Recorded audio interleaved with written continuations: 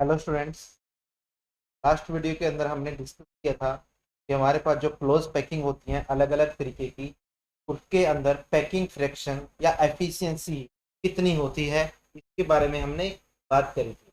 Video के अंदर हम बात करेंगे जो हमारे पास अलग अलग टाइप के वर्ड्स बनते हैं, टेट्राहेड्रल वर्ड और ऑक्टाहेड्रल वर्ड, उसके अंदर किस तरीके से हमारे पास टेट्राहेड्रल वर्ड और ऑक्टाहेड्रल वर्ड जो बनते हैं उनका साइज जो है वो क्या होता है, इसके बारे में हमें बात करें। तो आओ वीडियो स्टार्ट करते हैं।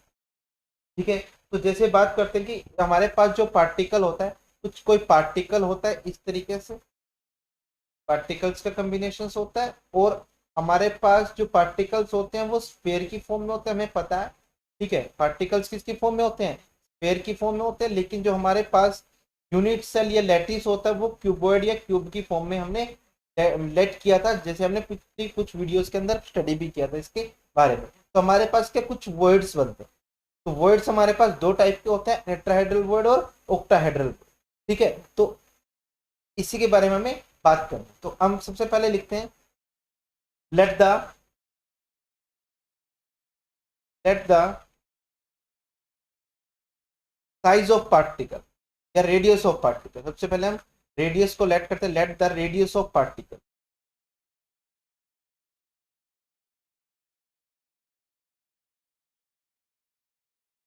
अगर पार्टिकल के रेडियस को अगर हम आर मान लें, मान लो ये पार्टिकल हमारा, इसका रेडियस हमने क्या मान लिया? आर मान लिया, कैपिटल आर। क्या मानना है? Capital R. तो हमारे पास radius of tetrahedral void, radius of tetrahedral word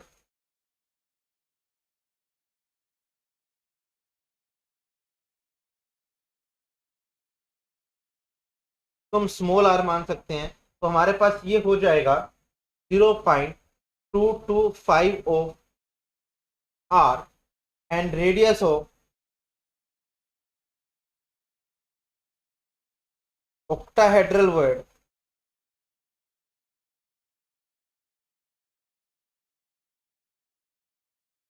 हो जाएगा 0.414, 0.414 ऑफ आर, 0.414 ऑफ आर। ठीक है जी।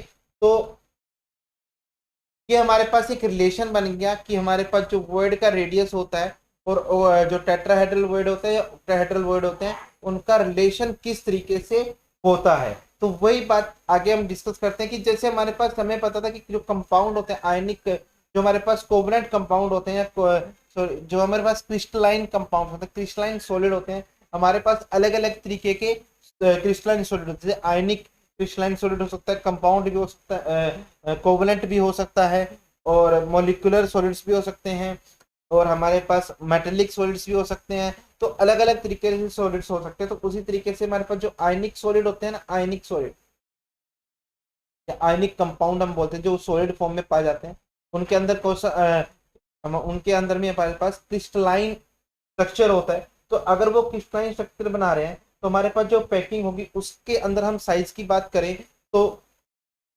यहाँ पर भी कुछ रिलेशन बनता है। तो पहला रिलेशन अगर मतलब कैटायन, अगर हमारा कैटायन कैटायन ऑक्यूपाइंग, अगर हमारे पास कैटायन जो है वो ऑक्यूपाई करता है,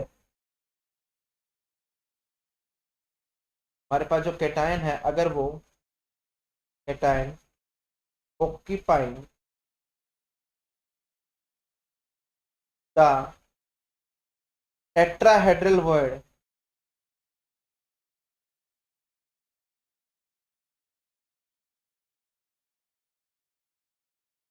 तो हमारे पास कैटायन किस में होता है? पॉजिटिव होता है। तो आर पॉजिटिव हो जाएगा इसके 0.225 ऑफ आर नेगेटिव। कि हमारे पास जो एनायन का 0.225 होगा वो साइज हो जाएगा किसके? कैटायन जो टेट्राहेड्रल वर्ड को ऑक्यूपाई कर रहा है। और उसी तरीके से अगर हमारे पास जो कैटायन है द कैटायन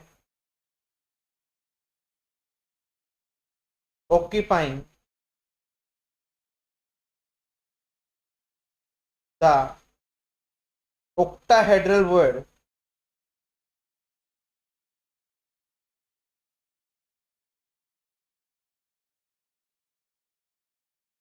हो जाएगा 0.414 ऑफ आर नेगेटिव, यानी कि अनायन के 0.414 साइज के। तो इस तरीके से हम कह सकते हैं कि हमारे पास जो रिलेशन होता है वॉइड का और पार्टिकल के साइज का, वो हमने अभी बता दिया आपको। तो आगे अगर हम बात करें इसके बारे में, तो हमें पता है कि हमारे पास वॉइड का चाहे वो एक्टाहेड्रल हो तो उसका मैक्सिमम साइज कितना होता है 0.225, और ऑक्टाहेड्रल का साइज क्या होगा 0.414 ऑफ आर, जो हमारा पार्टिकल है उसका।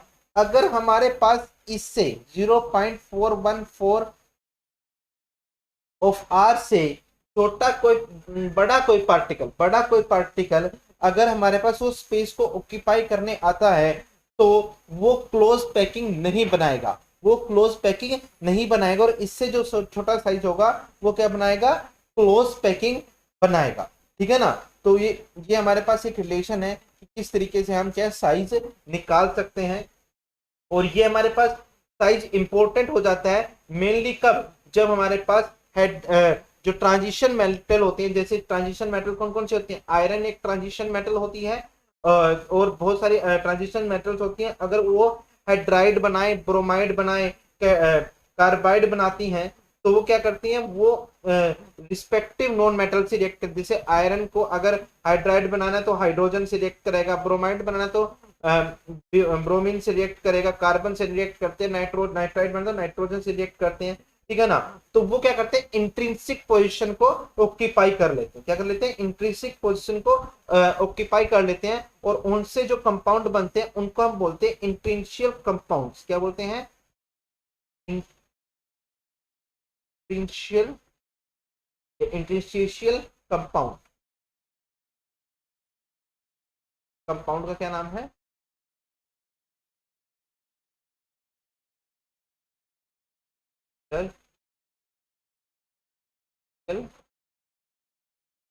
कंपाउंड। इसी तरीके से हमारे पास जो कंपाउंड बनते हैं उनको बोलते हैं इंटरस्टिशियल कंपाउंड्स बनते हैं, क्योंकि हमारे पास जो ये ट्रांजिशन मेटल के साथ जो हाइड्रोजन या बोरोन, कार्बन या नाइट्रोजन जो रिएक्ट करते हैं, वो इंटरस्टिशियल पोजीशन को ऑक्यूपाई कर लेते हैं, और उनसे जो कंपाउंड बनते हैं उनको हम इंटरस्टिशियल कंपाउंड का नाम देते हैं। तो नेक्स्ट हमारे पास इसके अंदर टॉपिक आता है कि डेरिवेशन। हमारे पास हमने जो भी रिलेशन लिखा है वो रिलेशन आया कहाँ से, वो हमने बनाया कैसे, तो उसके बारे में हम बात करते हैं। सबसे पहले हमारे पास फर्स्ट डेरिवेशन इसके अंदर आती है, derivation of relation between radius R of the tetrahedral void and radius R of the atom in a close packing. तो सबसे पहले लिखते हैं हम हेडिंग इसकी, the derivation of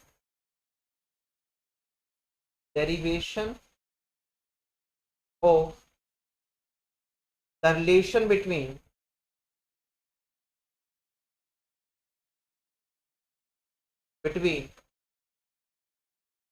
the radius of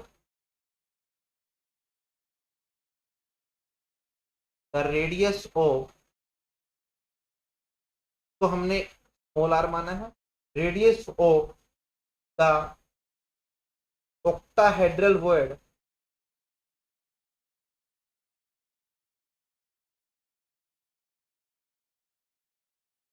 and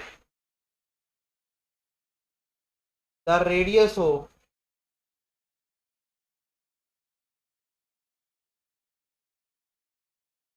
तो हमने कैपिटल आर माना है, radius of atom in the close packing.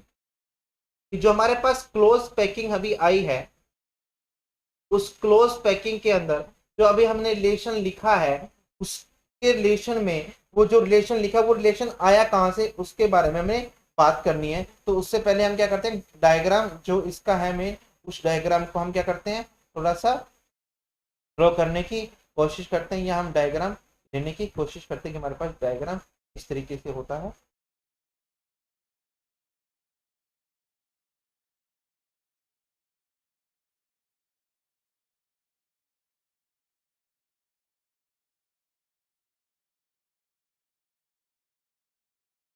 ये हमारे पास बस डायग्राम का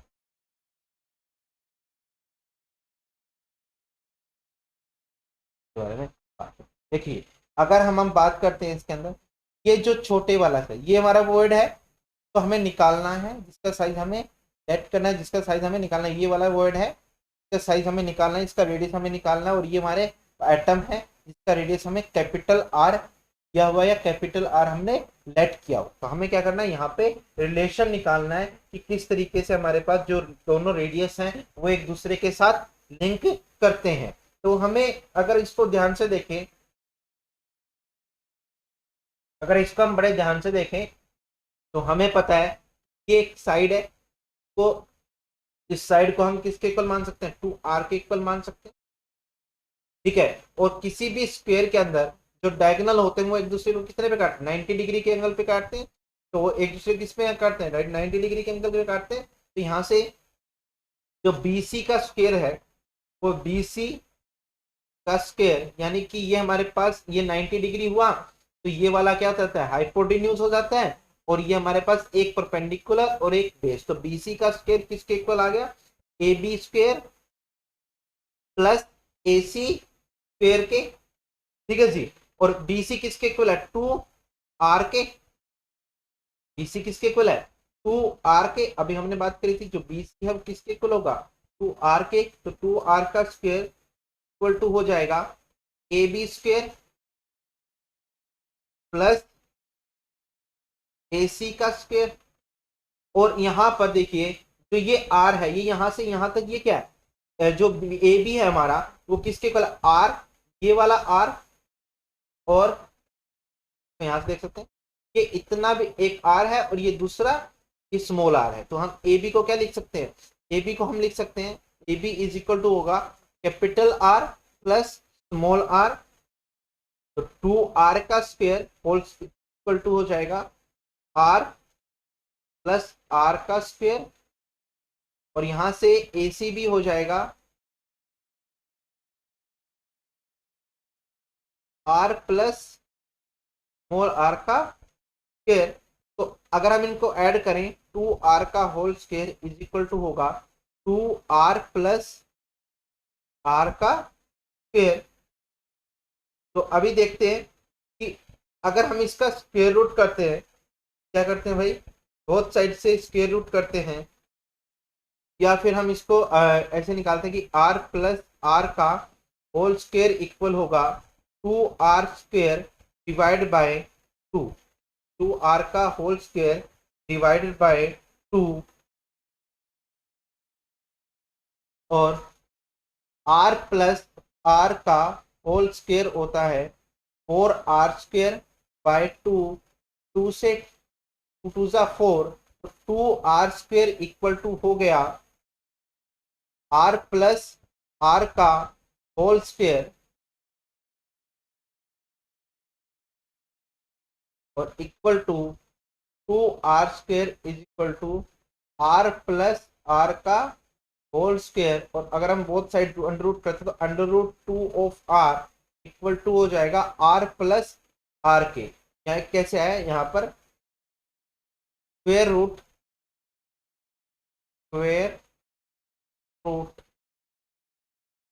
बोथ साइड, बोथ साइड क्या करा, स्क्वायर रूट करा, तो हमारे पास ये रिलेशन आ गया हमारे पास। यहाँ से हमारे पास r आ जाएगा, r इज इक्वल टू हो जाएगा √2 ऑफ r माइनस r। यहाँ से देखिए r अगर हम निकालें तो ये r इधर आके क्या हो गया, माइनस का, तो √2 ऑफ r माइनस r, और यहाँ से स्मॉल r की वैल्यू हो जाएगी, स्मॉल r की वैल्यू हो जाएगी √2, r कॉमन ले लो, √2 माइनस 1, r इक्वल टू हो जाएगा, √2 की वैल्यू क्या होती है, √2 की वैल्यू हमारे पास होती है 1.414 इक्वल -1 इक्वल टू आर, तो आर इक्वल टू हो जाएगा, आर इक्वल टू हो जाएगा आर इंटू 0.414। जो हम पहले रिलेशन निकालते थे, क्या निकालते थे, जो आर है स्मॉल आर इक्वल टू होता है किसके, 0.414 ऑफ कैपिटल आर के। तो यहाँ पे हमारे पास क्या बन गया, ये पूरा का पूरा रिलेशन बन गया कि किस तरीके से हम क्या कर सकते हैं, ऑक्टाहेड्रल वॉइड में साइज को कैलकुलेट कर सकते हैं। तो इसके लिए हमने स्टार्टिंग से देखते हैं कि क्या किया। सबसे पहले हमने क्या करा, यहाँ से रिलेशन निकाला, यहाँ से रिलेशन निकालने के बाद यहाँ से क्या रिलेशन निकाला कि हमारे पास जो सबसे पहले बी सी है वो किसके बराबर है, 2r के बराबर है। और यहाँ से ए बी जो है, जो ए बी है वो क्या है, r प्लस आर, दोनों का कैलकुलेट, तो बी सी का square is equal to A B square plus A C square. और बी सी को क्या लिखा, 2r का स्क्वायर, और ए बी को क्या लिखा, r प्लस आर, और ये ए सी को भी क्या लिखा, r प्लस आर। तो फिर उसके बाद हमने पूरी की पूरी मैथमेटिकल कैलकुलेशन कह सकते हैं हम इसको एक तरीके से, जो की है डेरिवेशन करने के लिए। तो हमारे पास जो रिलेशन आया था, जो हमने स्टार्टिंग में लिखा था एज इट इज, वो रिलेशन आ चुका। ठीक है जी। तो हमारे पास ये एक डेरिवेशन थी, इसके अंदर हमने रिलेशन निकाला है इसके बीच में, ऑक्टाहेड्रल वॉइड के रेडियस के बीच में और साइज ऑफ पार्टिकल जो होता है उसके बीच में।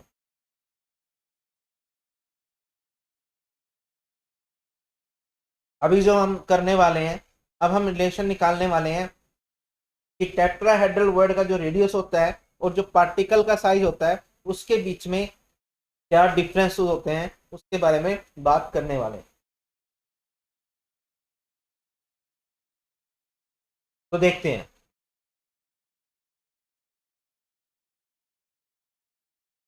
ये हमारे पास देखते हैं heading, derivation of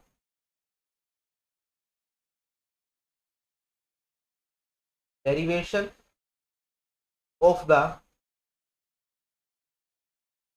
relation between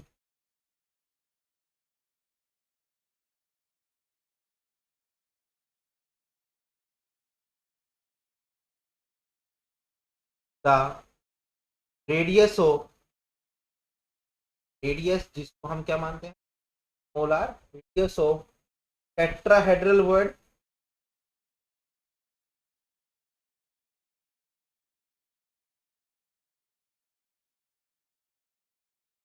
and radius capital R of the atom in the close packing.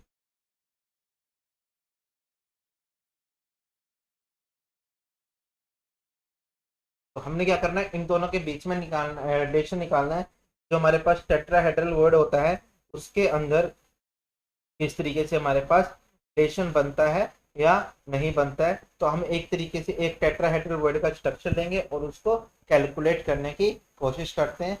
तो देखते हैं, डायग्राम ले लेते हैं इसका।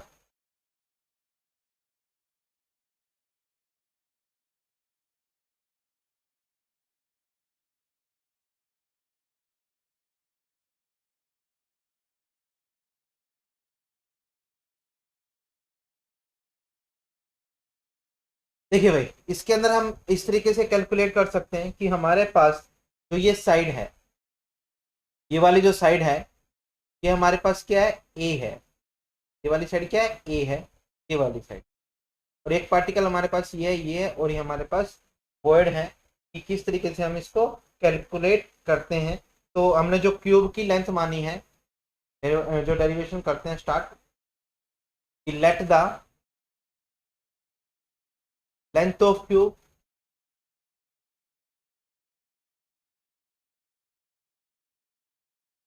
ए मान लेते हैं भाई। ठीक है, अगर लेंथ ए है तो ये राइट एंगल ट्रायंगल हुई, ये वाली जो ट्रायंगल हुई है हमारे पास, ये वाली क्या, एक राइट एंगल ट्रायंगल हुई। और राइट एंगल ट्रायंगल के अंदर हम अगर हम ए बी निकालें तो A B is equal to हो जाएगा, A B is equal to हो जाएगा under root, A B is equal to होगा ये वाली ए बी है, ए बी अगर हम यहाँ से निकालें, ए बी इक्वल टू हो जाएगा ए C square plus B C का स्क्वेयर। तो हमारे पास ए सी है, ए सी देखते हैं हमारे पास, ये सी है भाई, ये वाला पॉइंट सी है, और दूसरा हमारे पास ये वाला पॉइंट बी रहा, ये ए रहा। तो हमें अगर ये निकालनी है तो A C square plus B C square, तो ए सी की वैल्यू कितनी हुई, ए का स्क्वेयर प्लस ए का स्क्वेयर, जो कि हमारे पास आ जाएगा equal to under root 2a का स्क्वेयर। यहाँ से जो ए बी है वो इक्वल टू हो जाएगी √2 ऑफ ए के, इक्वल हो जाएगी √2 ऑफ ए के। और अगर हम यहाँ पर एसी की इसकी बात करते हैं, एसी की, तो एसी इस तरीके से ये जो ए बी इस तरीके से होता है कि जो पार्टिकल है ना वो इस तरीके से होते हैं। ये हमारे पास ये इस तरीके से पार्टिकल छोटे, सिर्फ डायग्राम को क्लियर करने के लिए दिखाए गए होते हैं। ये इस तरीके से होता है कि जो रेडियस है वो हाफ होता है इसका, ये जो साइड होती है, साइड का हाफ क्या हो जाता है, रेडियस हो जाता है। तो यहाँ से हमारे पास जो आर है वो हो जाएगा इसके equal, R equal to A B by 2, और जो ए बी है वो इक्वल टू हो जाएगी किसके, 2r के। सो ये r कैपिटल होगा, पार्टिकल का रेडियस होता है, A B equal to 2r हो जाएगी।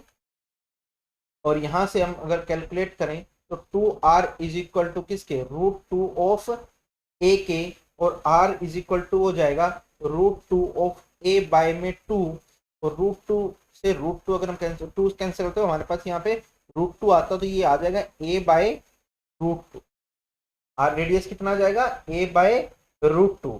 और अगर हम एक इसी डायग्राम के अंदर, ऊपर वाले में इसी डायग्राम के अंदर एक नया पॉइंट लेते हैं, डी पॉइंट लेते हैं हम, कौन सा पॉइंट लेते हैं, डी, ये दी रखा है डी हमारे पास point.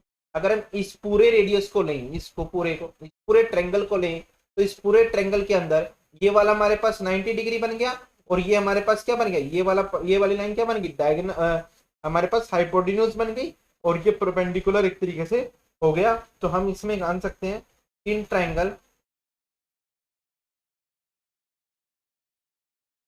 In triangle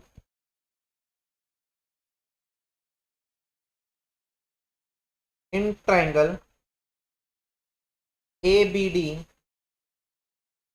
triangle ABD के अंदर तो AD है जो हाइपोटेन्यूज की तरफ ट्रीट कर रहा है, वो इक्वल होगा under root of AB square plus BD square,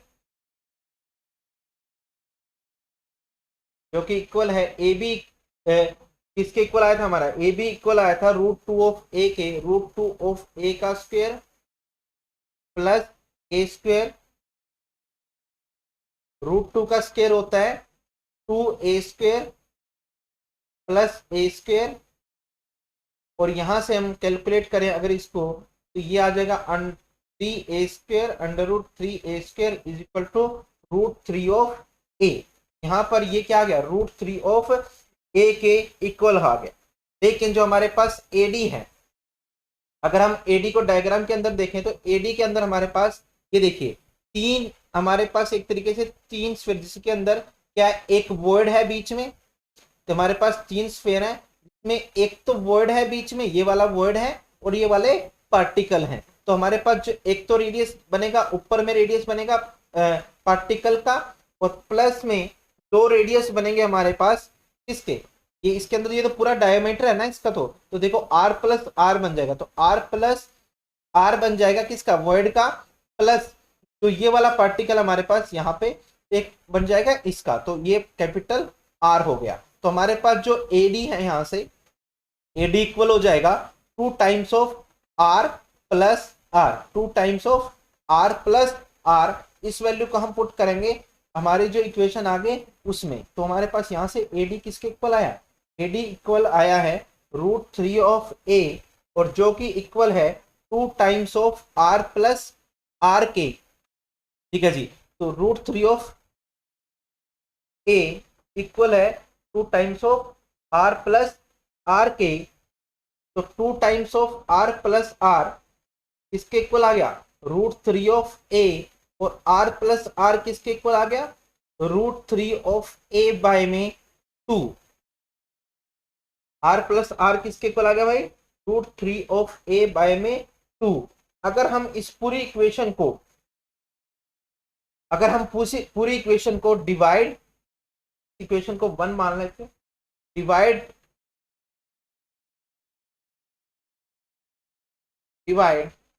equation 1 bye are, अगर पूरी इक्वेशन को हम आर से डिवाइड कर दें, पूरी इक्वेशन को किससे डिवाइड करते हैं भाई, अगर हम पूरी इक्वेशन को आर से सॉरी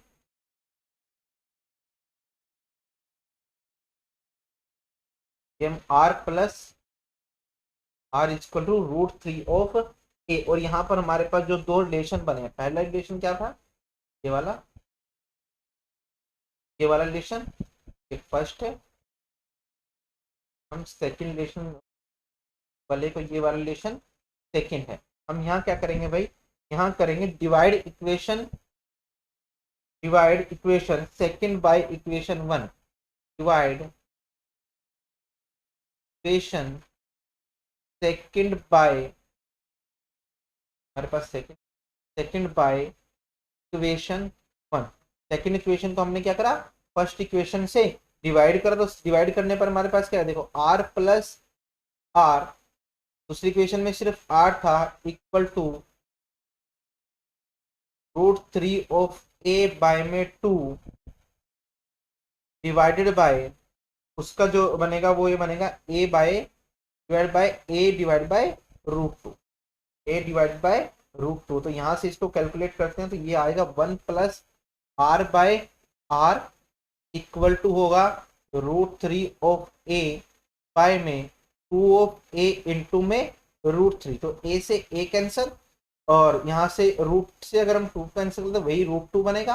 ये हमारे पास इक्वेशन आ गई कि 1 plus R by R equal to √3 divide by √2। तो आर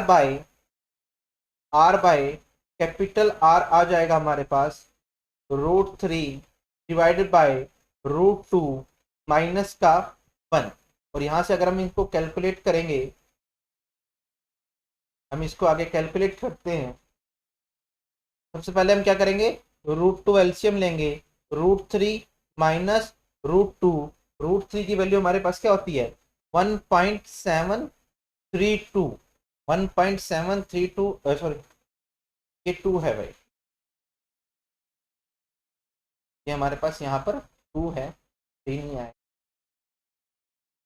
1.732 माइनस 1.414 डिवाइडेड बाय 1.414। और अगर हम इनको कैलकुलेट करें पूरा तो हमारे पास जो रिलेशन बनता है वो बनता है 0.225। रिलेशन क्या बनता है 0.225। ये किसका इक्वेशन, आर बाय आर का। तो यहाँ से जो हमारे पास आर बाय आर का, ये थोड़ा सा इसको